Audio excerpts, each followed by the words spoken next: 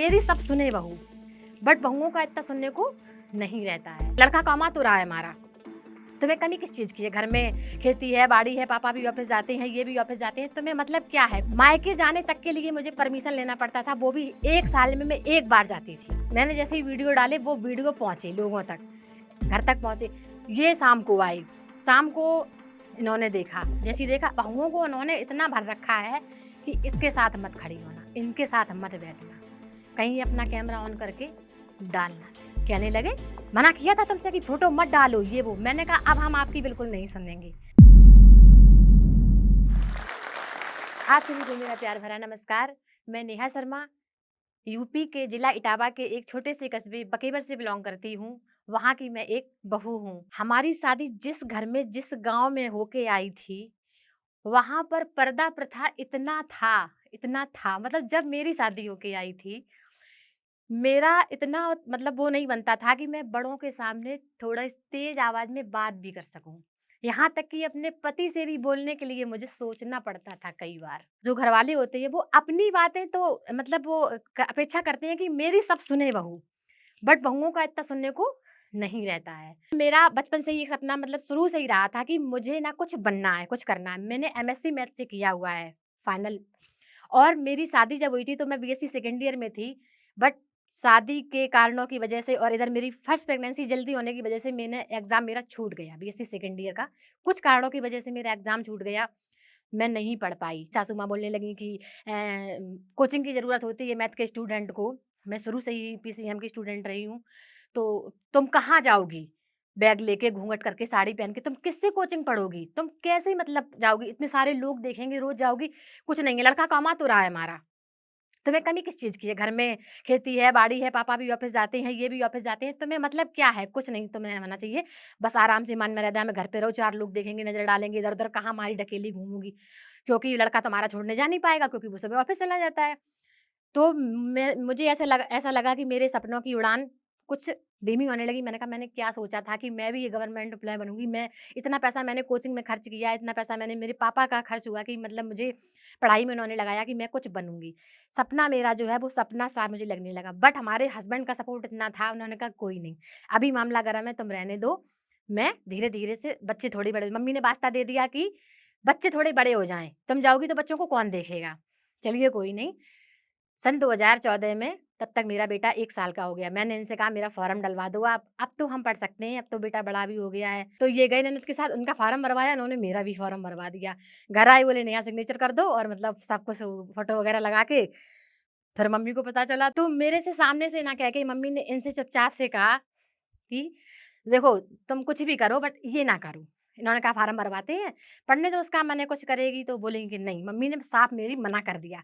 मेरा फॉर्म रखा का रखा रह गया, ये जमा करने नहीं गई। 4-5 दिन हो गए, मैंने कहा फॉर्म जमा कर दिया। इन्होंने कहा नहीं, चलो रहने दो तुम, कोई बात नहीं, अब हम कर तो रहे हैं। मतलब मम्मी की भाषा इन्होंने हमसे बोल दी। चलिए, मैंने कहा चलिए कोई नहीं, इन्होंने मुझे समझा-बुझा दिया कि रहने दो, जो परिवार में फिर क्लेश होगा, फिर तुम जाओगी, फिर काम नहीं हो पाएँगे ढंग से, फिर तुम आया करोगी, थक जाया करोगी, मतलब वगैरह-वगैरह बहाने बना के दे दिए। मैंने कहा चलिए कोई नहीं। बट मैं अंदर ही अंदर घुटती रही। मुझे बस वही दुनिया दिखने लगी थी।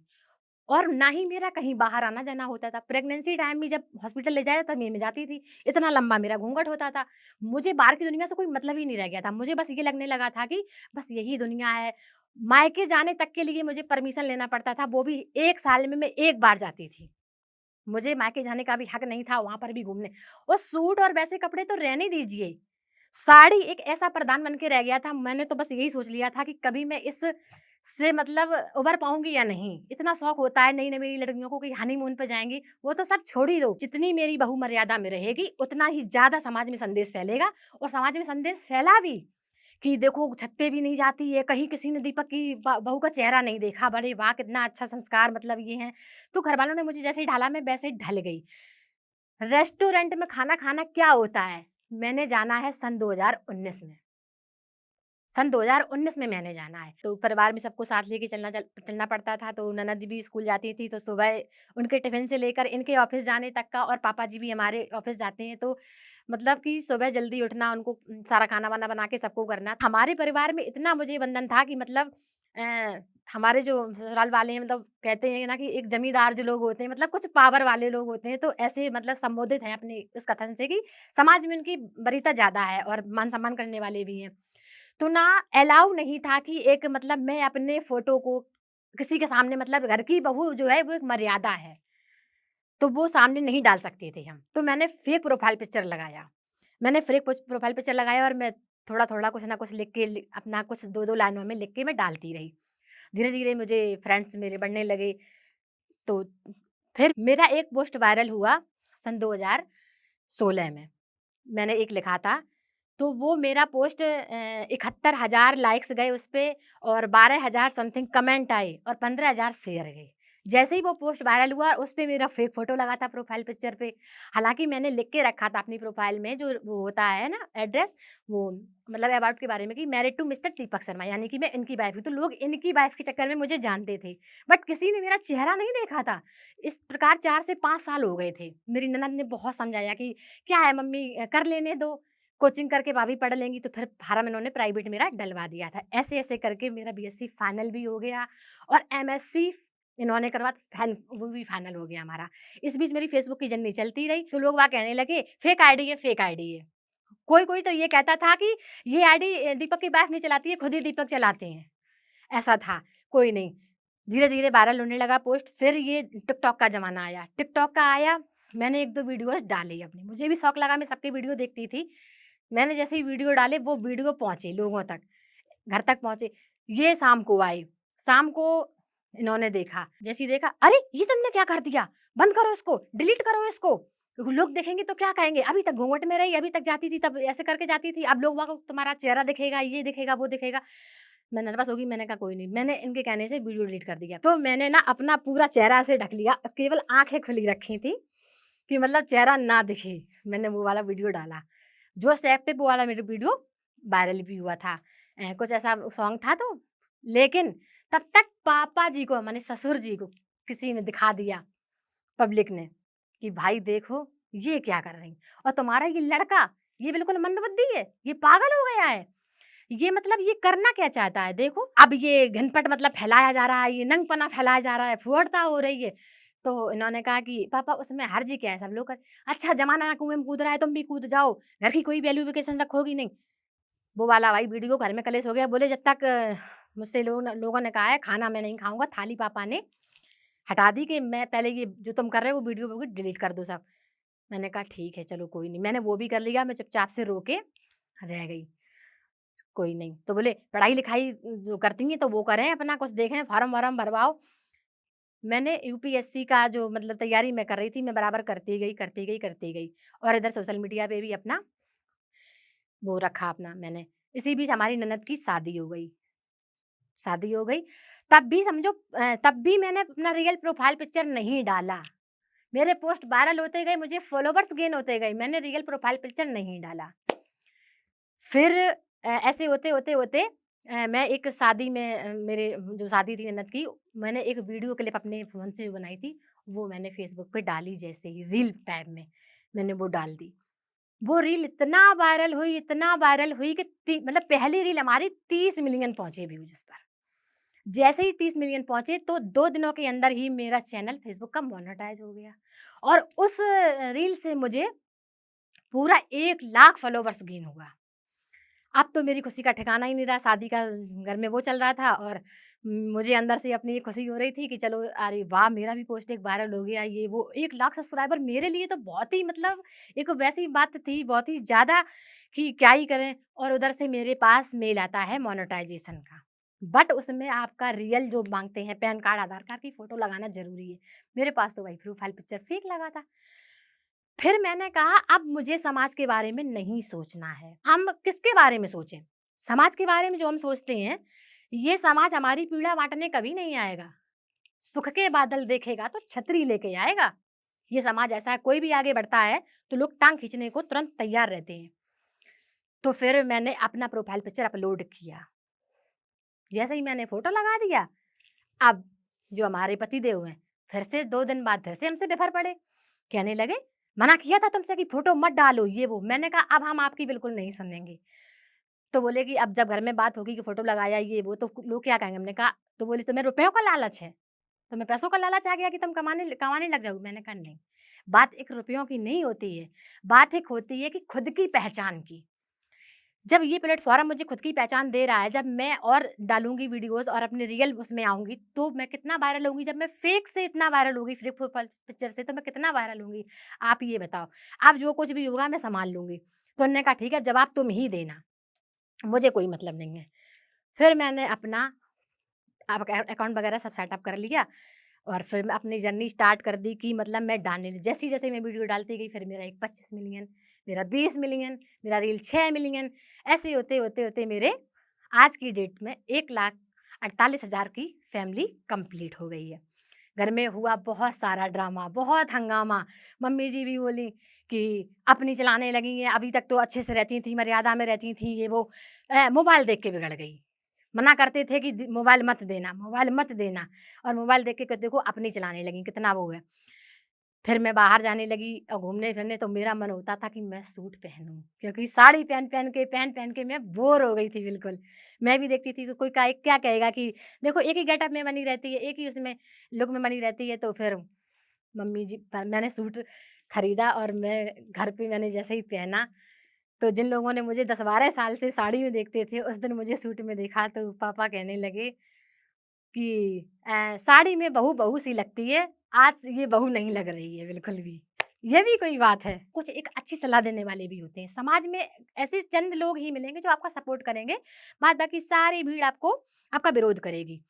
तो पापा जी से बोले कि अरे ये दीपक की बहू है? तो बोले हाँ। बोले लिखती बहुत अच्छा है।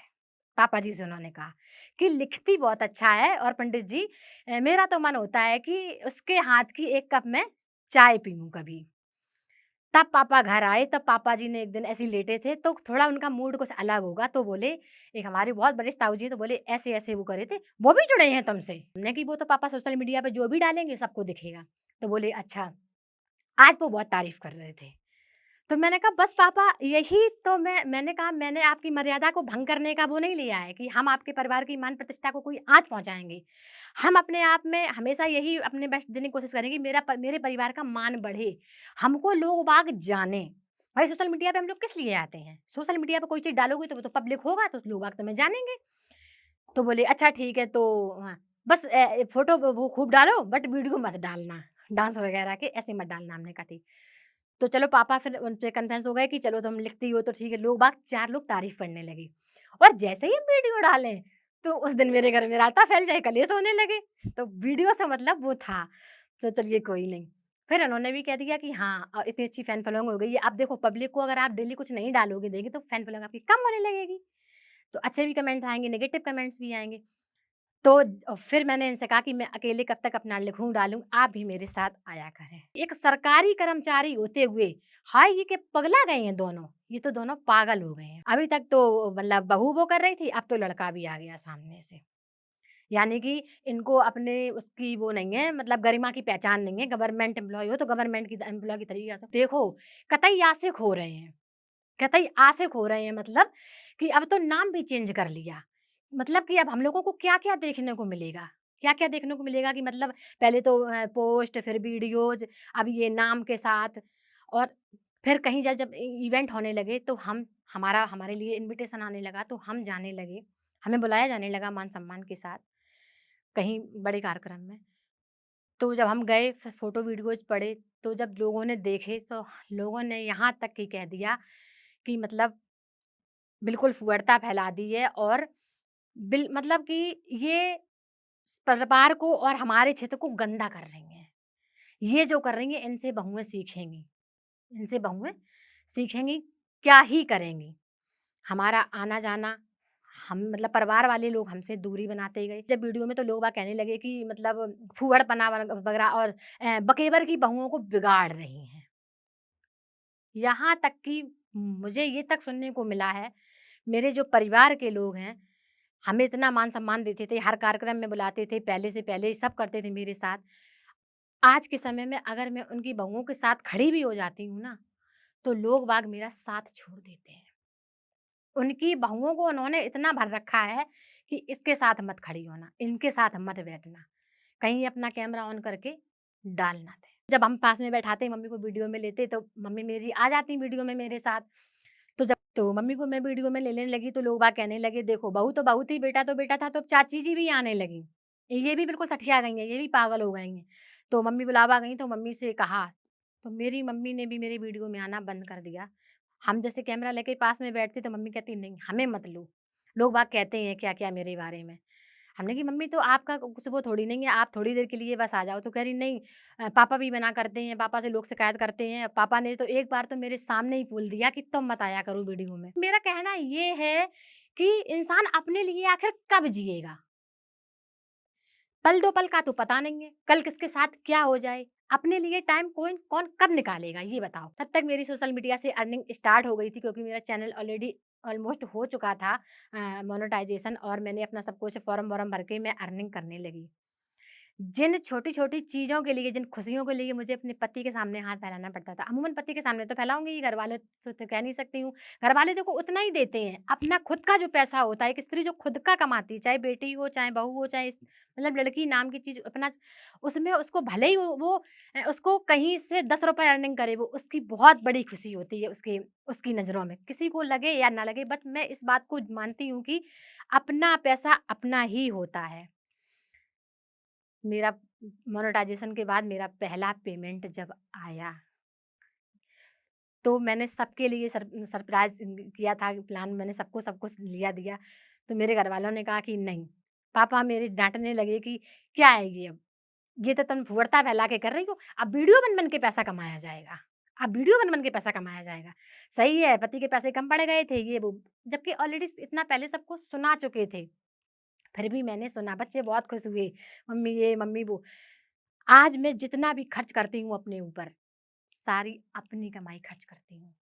ऑनलाइन शॉपिंग से लेकर कुछ भी मार्केट जाती हूँ, घर में किसी के लिए कुछ भी लेना हो, इनका पैसा मुझे कोई हाँ, हालाँकि इनका तो देखो हमारा पालन-पोषण तो ये करेंगे ही, वो तो पति के हाथ में ही होता है।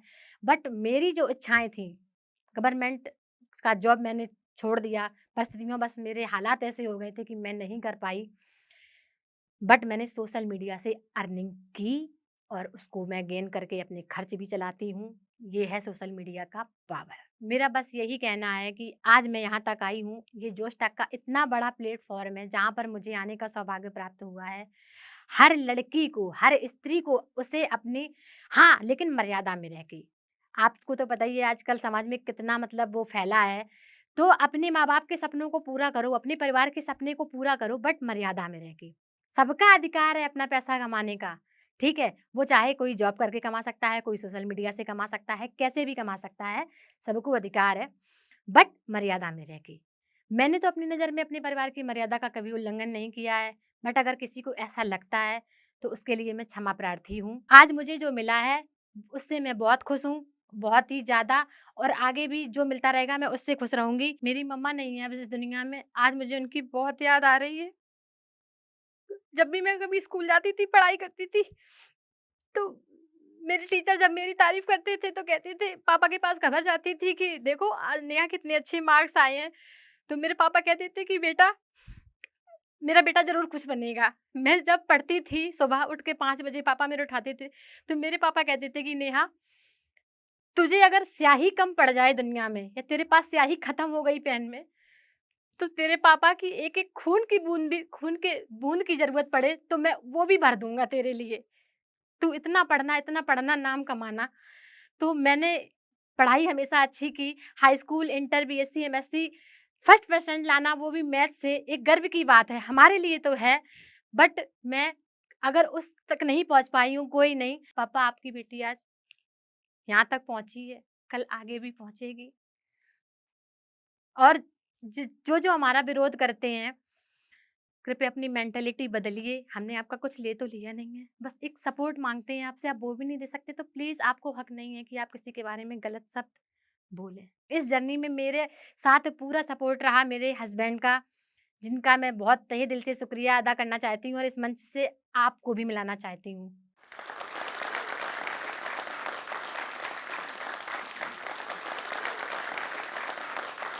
एक पति ही ऐसा इंसान है जो अपनी पत्नी को समझता है। तो गाइस अपनी पत्नी का सपोर्ट कीजिए हमेशा और सम्मान के साथ, क्योंकि अगर आप सम्मान करेंगे तभी आपकी पत्नी को आपके परिवार में सम्मान मिलेगा। वो अपना सब कुछ छोड़ के आई है सिर्फ आपके लिए, ना कि किसी के लिए। जब हम घर पर सबका ख्याल रख रहे होते हैं या पढ़ाई पूरी कर चुके होते हैं तो मन में एक सवाल जरूर आता है, अब यहाँ से मेरे लिए आगे क्या है। हम कभी कभी भूल जाते हैं कि हम कितने काबिल हैं। हम भी घर के सभी कामकाज के साथ अपना करियर भी बना सकते हैं। ऐसे में कभी परिवार का साथ नहीं मिलता, कभी कोई सही दिशा दिखाने वाला नहीं मिलता, या फिर कभी कभी हम खुद ही हार मान कर बैठ जाते हैं। तो ऐसे में हम सबको चाहिए होता है बस एक सपोर्ट, और वो सपोर्ट हमें मिलेगा जोश टॉक से। जोश टॉक्स जॉब्स फॉर वुमेन एक ऐसा प्रोग्राम है जिसमें हमें एक्सपर्ट ट्रेनिंग, मेंटोरशिप, हमारी जैसी और औरतों का सपोर्ट मिलेगा, जिससे हम सब मिलकर आगे बढ़ेंगे। यहाँ हमें एक्सपर्ट्स ऐसे गाइड करेंगे जैसे हमारी बड़ी बहन हो। इसके लिए हमें बस एक फॉर्म भरना है, जो कि डिस्क्रिप्शन और पिन कमेंट में डाल दिया गया है। चलिए साथ मिलकर आपके सपनों की नौकरी को हासिल करने की दिशा में पहला कदम उठाते हैं। चाहे आप आर्थिक रूप से आत्मनिर्भर बनना चाहती हो या फिर नए स्किल सीखना चाहती हो, जोश टॉक्स की टीम आपकी मदद के लिए यहाँ है।